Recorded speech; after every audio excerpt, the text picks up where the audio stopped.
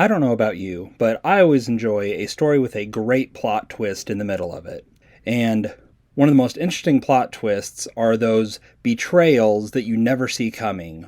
And in this episode, I want to talk about how the very science that people use to justify abortion is actually betraying them. Hey everybody, my name is Ray Burns, and I want to equip Christians to think biblically about every area of life so that they can keep growing in spiritual maturity.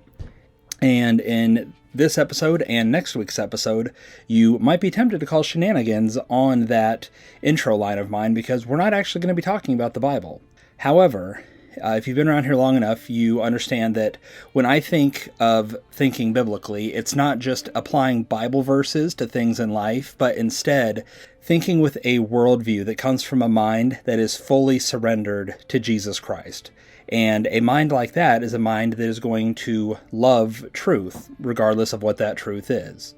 And so, while in this episode and the next one, we're not going to be necessarily busting out Bible verses to prove a point, I do want all of us to realize that we're going to be starting from a foundation of we want to understand truth because we know that God is truth and God has created truth. And so, even if we aren't going to open a Bible, we will still be applying a biblical worldview to our discussion. And that discussion obviously is going to be about abortion. Now, there's just a couple of things that I want to lay down before we really get into today's discussion about science and how science actually proves that abortion is evil. But before we get there, I want to just say two things. First is obviously I want to approach this discussion carefully.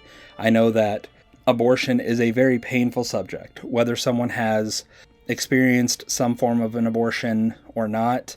It is something that people get very heated and very passionate about, and even if someone has never had an abortion or had a wife or a girlfriend get an abortion, it's still a painful subject because of what we're dealing with. As Christians, we understand that abortion is ending a human life. And so I'm going to try to find a good balance of treading lightly, but also saying what needs to be said and calling abortion what it is.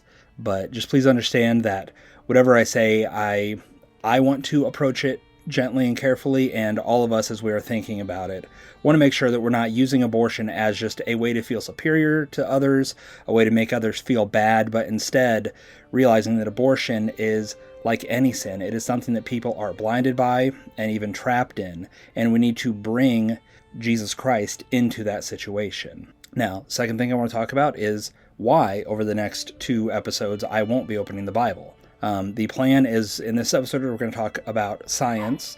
The next episode we're going to talk about logic, and then in the third episode is where we will actually integrate God and His Word into the discussion. Now, the reason I do that and why I'm not starting with Bible verses is that, as I said, we worship a God of truth. God has set out all truth. He has laid out science to work as it does. He's also laid out things like logic and consistency, and for the world and the universe and human beings and society to function according to a consistent and logical belief system. So I want to attack those first and give us a good foundation for just understanding these things outside of just the Bible, so that in that third episode, when we get to the Bible, we're going to have all of this laid out and see why God truly does view abortion as the ending of a full and complete human life. Now, one thing we need to understand about abortion and what people need in order for abortion to be more palatable or easier to digest is that we don't want to view the thing being aborted as a full human. Now, if you talk to people who support abortion, many of them will say, well, yes, it's human, but, and they'll have some kind of qualifier, some kind of way to say that it's not fully ending a complete and whole human being. They will often acknowledge that, yes, this is a human being. That's not something that necessarily needs to be proven to them, but there will be some way for them to think about this unborn fetus as something that is distant or less than human or whatever it is that they need in order to be more okay with abortion. Now, whether it's because they truly believe in what abortion says, or it's just because that's part of the worldview that they need to be a part of and they need to kind of go with the flow, as it were. In order for abortion to be okay for a functioning society, we have to remove the humanity, whether completely or whether partially. We have to remove the humanity from this unborn human being in order for the termination of it to not quite be absolute and total murder like we might think of, say, murdering a healthy 18-year-old person. Now, this is done through dehumanizing them, which is to literally just remove some or all of their humanity. Now, as Christians, this makes sense to us because we understand inherently that we were made in God's image. We know that there is an inherent value to human life, even if someone isn't a Christian, even if someone is evil. We understand that to a certain degree, everyone has some kind of value because everyone, even the worst person in the world, everyone is made in God's image. Now, whether they are living up to that creation of being in his image is a totally different discussion, but we do know that human beings have innate value, separate from the value or the worth that they bring to society. We know that because they are human, they have rights, they have a value to them. And so in order to justify destroying something like that, even people who don't love God, even people who don't know about God, there is a mental requirement in us to see that when we are destroying a human being, in order for us to be more okay with it, we have to see that we may be destroying something that is human-like, but it's not fully human. It's not as valuable. There is a lesser value, a lesser rank, a lesser class to that creature that we are destroying. Now, we see this throughout all of history. Within just wars in general, you aren't killing an actual person. You are killing the enemy. You are attaching a label to them that removes the humanity from them. There's actually this thing in war where people can be trained well to fight, but when they actually get to it and they are seeing the humanity and that they are ending a human life across the battlefield from them, their accuracy will actually really struggle. And they will be less accurate and less lethal with their weapons because there is this inherent hesitation of killing someone if we assign a full human status to them. And so part of what we need to do is we need to find an enemy and apply this label to them of enemy, of foe, of villain, so that we don't see them as fully human, so that we are more okay with killing them. There's also stories of old firing squads where in order for someone to be okay with killing a traitor, someone who, how dare they? I mean, they're evil, they're the worst. In order for people to be okay with it, they would hand out guns to several men in the firing squad, but only one of them would be loaded and the rest would have blanks. That way, not everyone would be responsible for killing them and nobody would know who actually ended their life. So there's a comfort that they didn't kill this full human being, regardless of how they viewed them. And so we just see that even in the most dire of circumstances where people are being trained and they're being paid and their job, their life is wrapped up in killing the enemy, there is a struggle that even someone in that situation will face. We even see this throughout, bigger swaths of history. You think of the very easy and classic discussion of the Jews being killed in the Holocaust. People weren't just, going out and saying, hey, I hate these people who were from this nationality. No, if you look at the propaganda that Hitler and the German government was putting out there, a lot of it was dehumanizing the Jews. It was making them look like rats. It was painting them as this enemy and blaming them for all these troubles and things like that. And it was only when an entire group of people saw them as less than human that they were more okay with them disappearing and being taken to these concentration camps. We see it in Rwanda as well. You have the Hutus, which was an African tribe, and they had to view another tribe called the Tutsis as subhuman before they could try wiping them out. And so you see this with, really any kind of rivalry that you see, whether it's families, whether it's whole countries. You have these rivalries, and you have to, like I said with soldiers, you have to paint someone not as another person I don't agree with, but as something other. You have to apply a label to them that makes them not human, but something that you hate.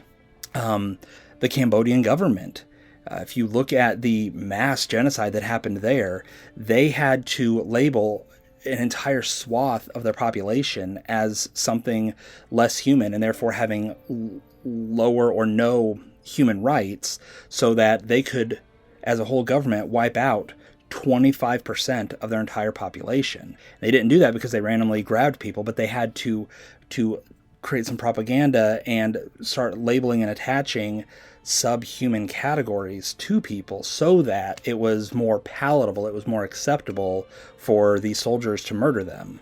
And so this whole logic and this whole history of dehumanization is a very important thing to lay out for us, because whenever we're thinking about, is this unborn thing human? If it is, if we recognize it as fully human, then how can we possibly kill it? How can we be okay with it? But if we can apply some colder terms to it, if we say, oh, it's not a baby, it's a fetus, well, that's a colder term. That's detached. It's a medical term. It's a scientific term. And so we use things like that to justify saying, well, they're a different category of human. They're not a human being. They're a fetus. Yes, there might be some humanness to them, but they're less. They're below us. And therefore, even if we don't like it, even if it's unsavory, we can be more okay killing them than we would, say, a 1-year-old. But like I said at the start of the episode, the humorous thing, or the irony, is that while people try to use science to justify it by saying, oh, they're just a clump of cells, they're just a fetus, they're less developed, and things like that, scientific law actually proves that the unborn are 100% fully human. Now, this is an important distinction to make, because there's a difference between what scientists say and what science reveals to us. And I think we've discussed that in the past, that science is a good thing. Science isn't the enemy. It's not something we should fear, because science, left on its own, what it ultimately does is it observes facts about what's happening. It says, hey, I mix these two mixtures together and here's the reaction I saw. I get out a microscope and I zoom in and here are the things that I'm seeing. So science is ultimately just an observation. However, the problem we run into is when scientists take those observations and they try to interpret it. They try to put a spin on it, and they try to tell us why a thing is happening, or they try to tell us how to view something. So while scientists may try to make the argument that, oh, the unborn are just fetuses, clumps of tissue, not quite fully human because of how they look or what they can experience or how developed they are, scientific law, which is something that just exists, it's something that God has designed, scientific law actually completely contradicts how we want to think about the unborn. Now, this law is called the law of biogenesis. Now, super nerdy term, I know, and if you hated science class, I'm sorry. But to sum it up very basically, the law of biogenesis says that complex living organisms can only come from complex living organisms of its own kind. So what does that mean? That means that squirrels can only come from squirrels. Dolphins can only come from dolphins. An elephant doesn't grow from an oak tree, and a dog is not going to give birth to a frog. All complex living creatures were designed, as we see in Genesis, to reproduce after their own kind. So an oak tree is going to make an oak tree.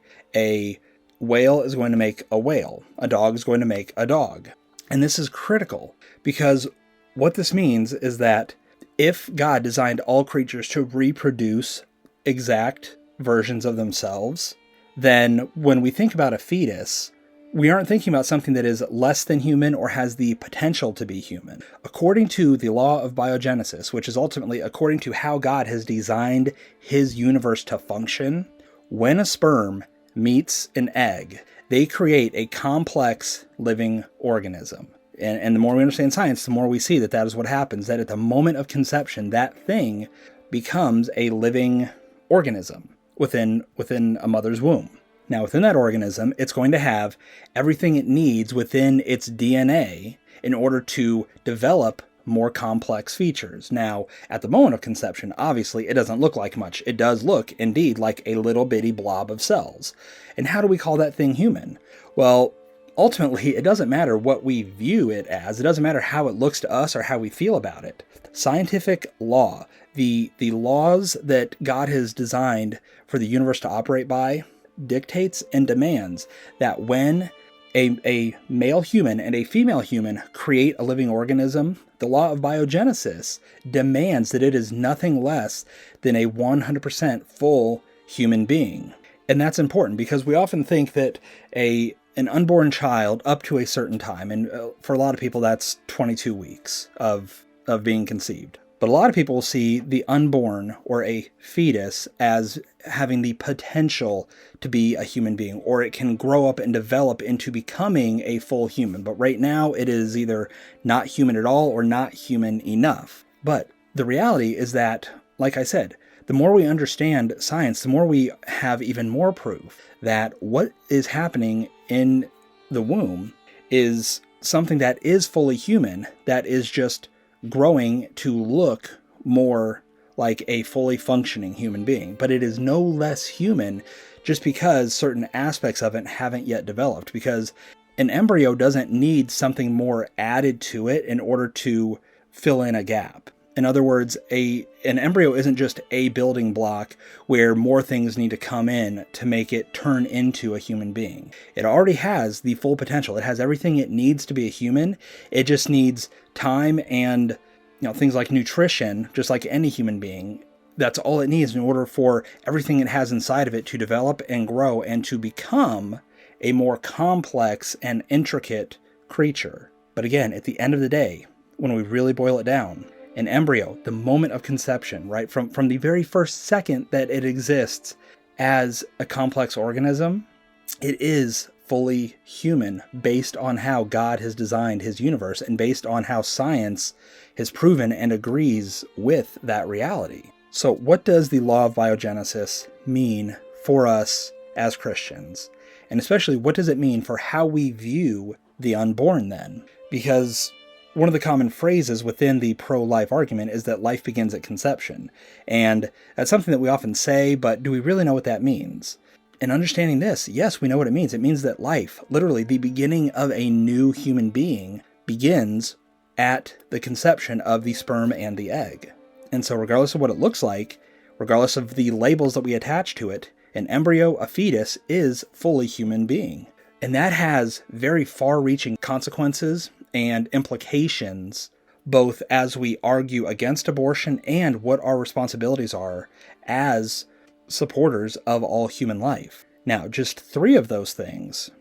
First is that if life begins at conception, then there is no such thing as an ideal window for abortion. So a lot of people want to add qualifiers saying, oh, well, it doesn't look quite human, or it can't feel pain, or it hasn't developed in such a way that it can support itself outside of the support system of a mother's womb. And we'll talk more about that next week, but ultimately, none of those things matter because scientifically, a human being simply is a human being. A human being is whatever has been biologically created from 2 human beings coming together to reproduce after their own kind. A human is a human. There's no waiting period. There's no holding period. There's no time where this unborn baby is alive but not human, but then suddenly it becomes human. Scientifically speaking, it just is human. It either is not alive or it is alive and is human. And because of that, there is no ideal time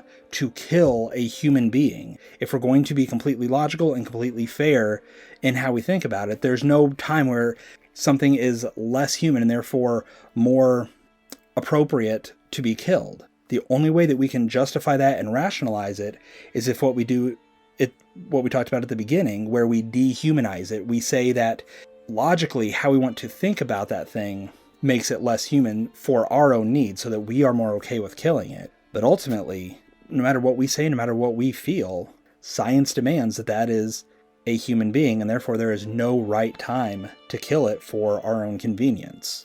Now, that being said, a follow-up to that is that if an embryo, or any stage of development for an unborn child, if that is fully human, as we've discussed, then even things like the morning after pill need to be very heavily scrutinized.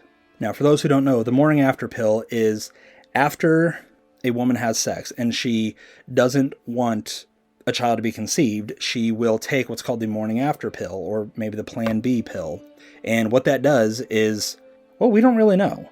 there's two schools of thought on what the morning after pill will do. Either it will safely just prevent an egg from being released or attaching to the woman's uterine lining or things like that. Something where it stops the egg from functioning before the sperm is able to join to it and have it become a living organism. Now, the other school of thought is that it basically creates a hostile or unviable environment for a living embryo, and it kills it. In other words, it is an early abortion, right?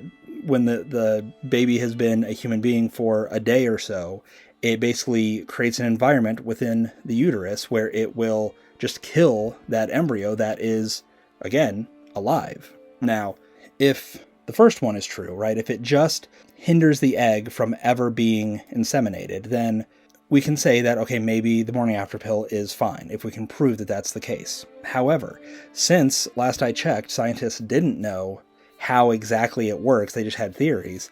If it does indeed just create an environment that is hostile to an unborn baby surviving, then ultimately what that's doing is that is killing a human being. It may be a day-old human being, but it is a full human being nonetheless.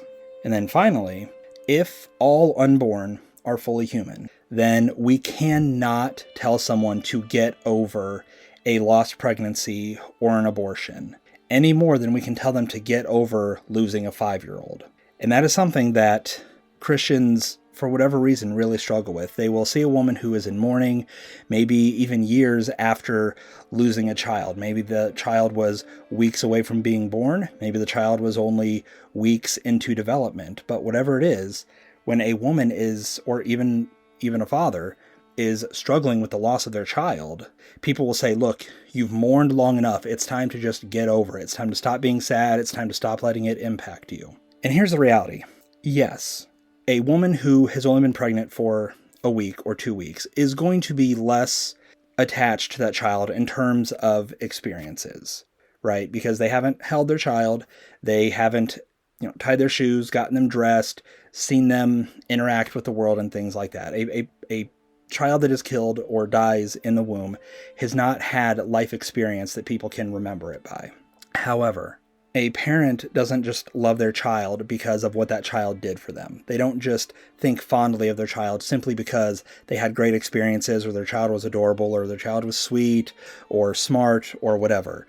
Those things give us more points that we can enjoy and appreciate about a child. But ultimately, a parent loves their child simply because that is their child. And so if a baby is fully human at the moment of conception, then a mother and father whose child dies in the womb or who is killed through abortion, they are mourning the loss of a human being that they loved, that was theirs, that they had created together, and that they had a parental bond to. So, Christians out there, if you've never experienced the loss of a child, do not just see that someone needs to just get over it because you don't see the value that child played in that person's life. I hope we would never tell a parent whose child died a week after birth that they need to get over it after 3 or 4 years. We would never say that about a parent who lost their child at 5 years or at 20 years. The loss of a child is a painful thing. I mean, death itself is painful, but the unique bond that a parent shares with their child makes it even more devastating. And so whether a man and woman have lost one child due to whatever, or whether they've lost 3 or 4 children in the womb, they have lost children. Full and complete human beings have died. And we need to love them through that. We need to understand that is going to be a lifelong scar that they're going to carry, because that is a child who was theirs, that they had created, that no longer lives because of the effects of sin and death in this world. Now, as I wrap up this discussion, the big takeaway is simply that, scientifically speaking, no matter what labels we want to apply to an unborn child, no matter how we try to dehumanize it, we cannot escape the reality that God has designed his universe to work in a certain way. And part of that functioning is that he has designed the law of biogenesis that dictates that human beings, when they create a living organism, the only thing they can create is a human being. They don't create something that turns into a human being. At the moment of conception, scientifically, it is a human being. So it doesn't matter what scientists say. It doesn't matter how they try to interpret or twist the data. The reality is that the unborn at any stage of development are fully 100% human.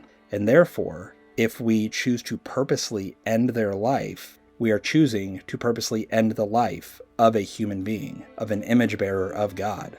But as I also said in the beginning, this isn't just about feeling superior to people or beating them down or making them feel bad. We need to realize that those who support abortion, whether it's with a heavy heart that they support it or whether it's someone who doesn't care, ultimately, our goal isn't to just argue them into turning over to our side. It is through a biblical worldview that we can fully understand and appreciate what it means to be human.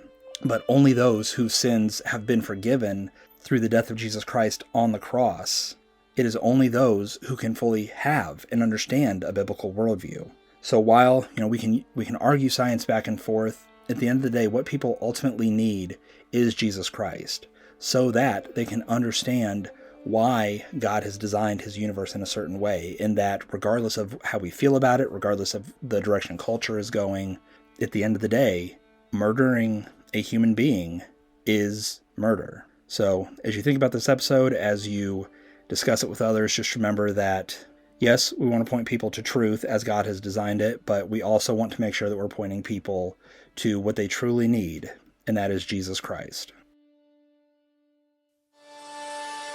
Thank you for listening to this episode of Onward in the Faith.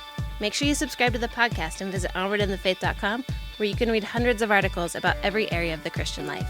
If this ministry is a blessing to you, there are 3 ways that you can support it. You can pray for Ray and Onward in the Faith itself. You can share this episode with others, or you can help with various expenses by visiting patreon.com/onwardinthefaith or following the link in the show notes. We hope this episode has encouraged you to keep moving onward in your faith towards maturity in Christ.